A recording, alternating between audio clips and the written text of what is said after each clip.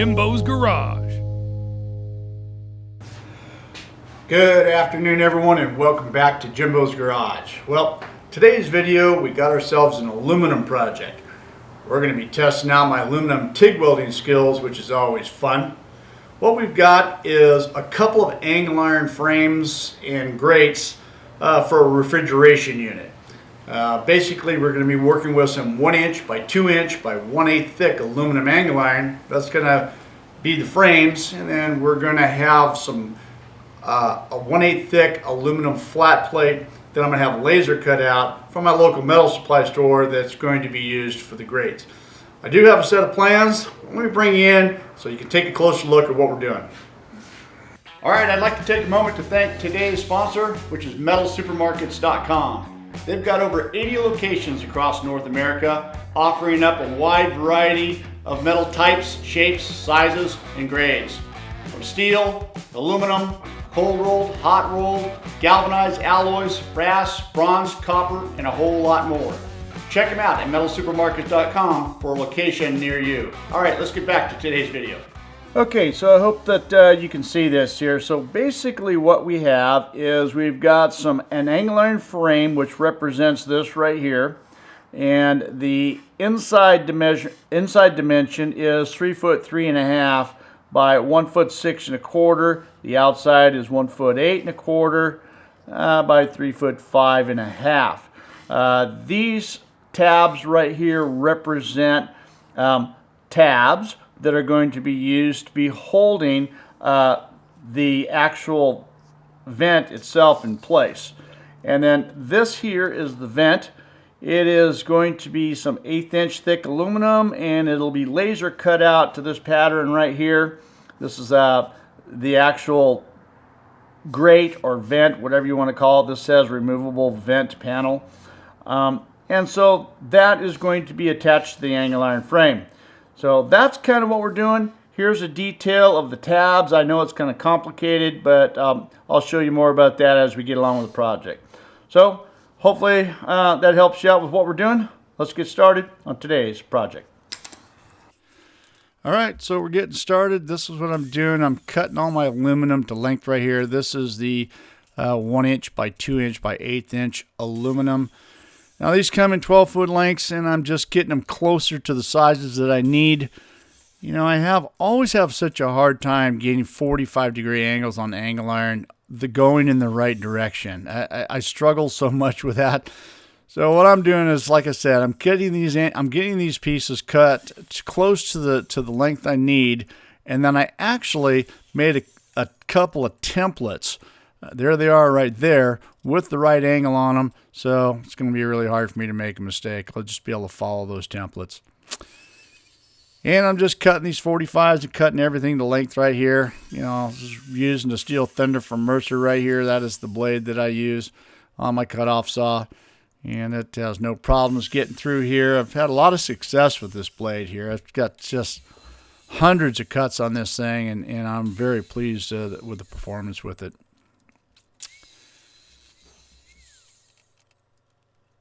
All right, so with all the cuts done, you can see this left a little bit of burring here, and so I am going to deburr this, and I am using a file. I don't want to use an angle grinder. I don't want to use my belt sander. I don't want to use that because I am going to be TIG welding this, and as you guys know, I don't want to have any contamination, or at least the amount I can, so I'm trying to eliminate as much of that as possible by just using a file here instead of getting any of the debris from what would be from a flap disc or a belt sander. It's a lot of work, but you know, it works out pretty good. Everything is just cleaning up nicely here. All right, with all the cleanup done, now it's time to start assembling. You can see that I'm using my table dogs right here. These are going to be available on my website pretty soon, so keep an eye out for that. These things work really good for squaring up 90-degree corners really fast and easy without even checking them. Especially, of course, they got to work on a welding table like this. It works out really fast, really easy. Well, here we go. We're going to do a little bit of TIG welding aluminum now. It's something that I don't do a lot of, and so I'm not perfect at it. It does take a little bit of You know, it does take a little bit of effort to get aluminum TIG welded properly. At least it does for me. But you can see just clamping everything down, getting everything held nice and tight into place. And I'm going to do just a small little tack on the flat surface right there. And then I'm fusing down each corner right there. You can see what I'm doing right there. And no need to weld all the way on the inside here. I'm just going to do a little tack. That's all I really need. I'm going to actually have to grind that one down flat because this surface is going to be mounted flush to the ceiling. But this is all coming together pretty good so far. You know, I'm just getting everything clamped together. I'm going to check for square, and it's right on the money. And then I'm going to go ahead and just get this thing tacked up here. You can see just a little tack there, and there's just a fusion tack all the way down the side. And then I'll be able to weld right here. Now I'm stopping short on either end right here because I do not need to weld it all the way, the joint completely out. Just for mounting purposes, visibility here after the grate goes in and mounting of the grate itself, I'm stopping my weld on both sides. That's the reason why I'm not welding it all the way across. So just getting all sides right here, and you can see as comfortable as I can possibly be. I like to be as comfortable as I can. I'm sitting in my fold-out stool right there and getting it done.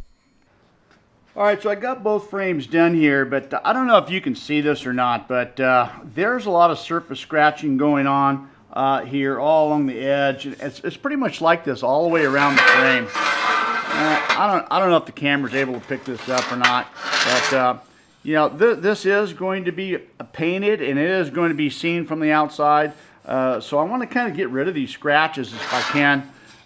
You can even see I got a little heat distortion right here that came through the other side. I want to clean that up.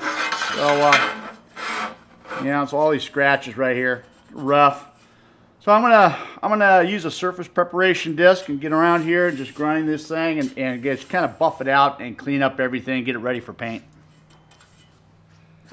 All right, so there's the surface prep disc right there. You know, it's a brand new wheel. This is a Mercer product right here, and this thing is really doing a good job right here. I mean, it's very light pressure, and you can see the difference immediately. It's just, it is just grinding the surface down and just leaving a pretty nice finish. But I got to say, it looks like it might be even just a little bit too rough, and I'm a little concerned that I think they're going to be painting this at the very end. And you know, you can see there's some surface scratches in there, but I think I'm going to hit this with a little Scotch-Brite, and I think that's going to take care of that. Now this is some green Scotch-Brite, and that definitely did the number. That took all that surface scratches down and left a really nice finish. Okay, so that worked out pretty good. I got both of these frames done. You got to remember, the only thing that's going to be seen with these frames is this 1-inch flange on the outside. The rest of this is going to be tucked up inside, recessed into the ceiling. So after hitting it with a surface preparation disc, getting all the scratches out of it, and then finishing it off with some Scotch-Brite, I'm really happy with the finish on the outside. Turned out pretty good. They're nice and square. They're going to work out pretty good. We'll set these aside for right now. I'm going to show you my next problem. The grates right here, I decided that we were going to have them laser cut at my metal supply store. And you can see there's a lot of detail going into these things right here. And you might see the problem. A lot of heat got into this thing, and they're warped, they're crooked, they're kind of springy, and I really kind of thought we were going to have this problem, but I wasn't really certain. So I've got to try to fix this because they got to be flat in order to look perfectly flush to the bottom of this when they're recessed up into the ceiling. So I got a way I think I'm going to fix this. I've got some 3/4 inch angle iron, some 1/8 thick, and I'm just going to cut it to length on this side right here, and I'm going to tack it in a couple of spots on both sides. I don't think I'm going to need to do it on the ends right here. I think just on the long section is going to be good enough to straighten this thing out. So let's give that a try and see how that works. All right, so you can see right there in that shot how bent it is, and I got to say I was a little disappointed in that. That's a lot of money invested at this point, and I got to be sure this is going to work. All right, get everything all clamped down right here. I'm using these clamps from Clamp Plus, or they're fixture clamps, and they got just little tiny 1/4 inch arms on them, and you can see they hold everything down really good. It works out pretty good. You know, for small items like that, it just holds them in place nicely. That the other fixture clamps might be a little bit too big. All right, so just a couple little tack welds right here, about a 1/2 inch long, and a couple on the back side. And I've got them placed strategically there for, you know, purposes of mounting purposes. Again, and visibility when we get the grate here mounted to the frame. I've got to be sure and put these things in a position they're not going to be seen or going to be in the way of the clamps later. So it's not taking much, like I said, about a 1/2 inch long, about every, 8 or 10 inches apart right here.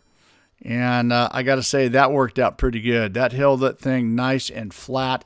So I'm pretty pleased about that at this point right here. I think we're going to be okay. In case you guys are wondering, I'm operating off of the HTP Invertig 221. This is an AC/DC machine. I'm working off of an air-cooled torch right here. And I've had great success with all these HTP products, man. They really pleased with the performance. Okay, so that worked out pretty good. Straightened these grates out really nice. I don't know if you can be able to see that on camera. I don't know. I'll try to line it right up down the sight right there. But you can tell that it is nice and flat. And these things are going to work out pretty good. That angle iron really did the trick. All right, so the next step is to make some mounting brackets. You're going to mount the grates to the frame. We're going to be using, we're going to be using 4, 1 on each corner, plus I think I'm going to put one right in the center just to be sure that we can pull that up there tight so everything's going to be nice and flat. So it'll be a total of 6 for each one right here. And then we're going to go ahead and polish these up at the very end. I use a surface preparation wheel on the frames, and then I followed it up with some Scotch-Brite. The surface prep wheel was just a little bit too rough, left some scratches in there. These things are going to be painted, so I just wanted to remove the scratches, and that Scotch-Brite did the trick on the frame. So on this, we're going to bypass the surface prep, and we're going to go right to Scotch-Brite. I've got a disc set up on my angle grinder. We'll be able to just run that over the top of everything and get this all polished up and get it ready for paint. We'll do that at the very end. Let's get started on those brackets. All right, so we're making these little clamps right here, and you can see I'm utilizing the 1 inch by 2 inch, and then I also need some 1 inch by 3 inch, and my metal supply store did not have that in stock, but what they did have is this 1 inch by 3 inch C-channel, and I'm going to utilize that. I'll cut the pieces that I need right here, and I'm going to take it over to the porta band, and I'm just going to cut the ear off right there, and then I've got my 1 inch by 3 inch piece right there. You know, I just recently had put see if I can get this right, a 10 tooth per inch blade on my porta band right here. And I got to say, it's a little bit aggressive. You know, I had a 14 tooth on there, and that thing worked really good. I think I'm going to go back to that. This thing cuts good, but man, it's kind of scary at times for cutting metal. So I'm going to go back. As soon as this thing burns up, I'm going to go back to my 14 tooth. All right, so just you can see I've got a lot of pieces here, and again, I'm just doing the deburring thing here with a file. Again, not wanting to get any kind of contamination here. I do have to do some welding here. It was a lot of work to get all this done with the file. It was kind of monotonous, but I was able to get it done. All right, you can see what's happening right here. I'm just clamping the two together. Okay, so we're going to focus in right here. You can see that here's the plans. I'm going to bring these up in front of you a little bit here and see if we can focus in on this. We have a cap screw that we need to drill and tap into these brackets, and I don't know if you can see that. Focus. It is a 6/32. So let's get the matching drill and tap for that and get started. All right. Come over to the tap drawer right here and reach in here at 6/32. Grab us one of these.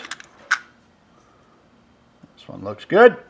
All right, with all that done, then you can just see I'm clamping it together right here, and then I'm just drilling them together, and I'm just running that tap in there. And then once that gets done, it's going to be held together with this screw. just like that, and that's how they're going to be assembled. Now, both of these pieces of material, one of them is going to be welded to the frame, and the other one's going to be welded to the grate, and then that's how these things are going to be separated. That's how I'm going to install the grate to the frame by running that, you'll see in a little bit, by running the screw up through that grate into, it's kind of up into that bracket. It's kind of concealed. And that's the idea. Just did not want to see any mounting brackets from the outside. Wanted to keep everything to the inside. Now this was kind of tricky for me anyways, getting in some of these tight spots to get these things tacked into place. You can see that I'm tacking one of them to the frame and one of them to the grate. And once they get tacked into position and not going anywhere, I'm going to be able to take those screws out and do the finish welding. Okay, so here I am. I'm just going to go ahead and weld these things through now.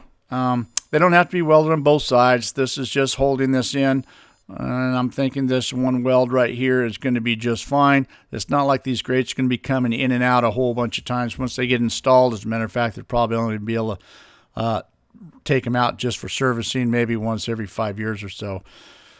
So I'm just wanting to bead along the outside right there. And then I'm trying to get on the inside here. You can see I've got a Edge XL cup on here. Trying to reach in that inside there. I just couldn't quite get in there with the stubby lens cup, so I had to go to this XL right here, and that I was just able to get on the inside and get those welded up. And then I'm switched back to the other cup here. Again, I don't need to weld these things all the way around. They just need to be bumped on both sides of that angle right there, and then along the back, and that's all we really need. It's never going to go anywhere. There they are right there, all welded together, and the brackets are all in. And it's so far looking pretty good. You know, I've not done a lot of aluminum welding, but, you know, not too bad for a guy that doesn't do it all the time. All right, here's that Scotch-Brite disc I was talking about. This is a Mercer product as well. You can see that worked out really good on my angle grinder. Just ran that across, and it just buffed up that surface really nice. As a matter of fact, I'm not too certain that they're going to want to paint these things after they see the finish on this. It might go with some of the decor that they have. They may just leave this just the way it is.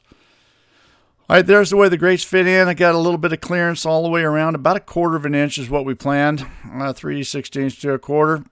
And you can see they line up pretty good. And then I'm just dropping that screw inside the grate and getting it all screwed together, and it worked out just the way the plans called for it. Those brackets are going to be somewhat hidden. You're not going to really see them once they're installed, and that's kind of the look that the designer was looking for right there. So after those grates are all crooked and bent, we got that piece angle on there, straightened everything out. This really worked out pretty good. I'm pretty pleased with it. Hope you guys enjoyed watching this video. Thanks for watching. Don't forget to check out my website for torch lead holders and merchandise. Follow us on Instagram. Check us out on Facebook. Thanks for watching. See you guys next week. See you next time on Jimbo's Garage.